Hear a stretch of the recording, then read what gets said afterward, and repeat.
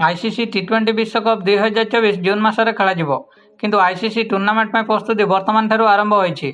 समस्त दल विश्वकप में प्रस्तुति आरंभ कर सारी और टाइटल जितने को प्रस्तुत करुँच। आईसीसी एही टूर्नामेंट को अधिक रोमांचकर करने को चेष्टा करुछि।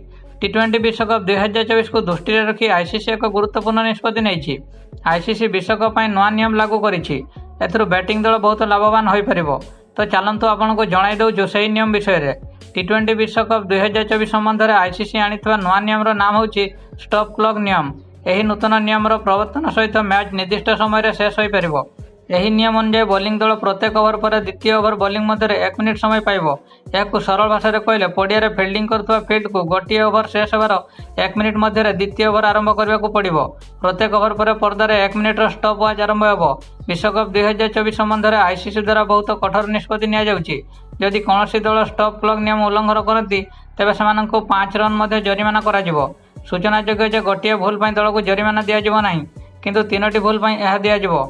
जदि कौन दल थरे बोलिंग रे विलंब करती तेज से चेतावनी दिज्व और छाड़ी दिज्व। जदि सही दल द्वितीय भूल करे तथापि से चेतावनी दिज्व और छाड़ी दिज्व। किंतु जदि दल तृतीय थर यही भूल करे तेज से 5 रन जरिमाना लागू कर। कारण बैटिंग दल सुविधा पाइब और बोलिंग दल बहुत क्षति सहवाक पड़ो।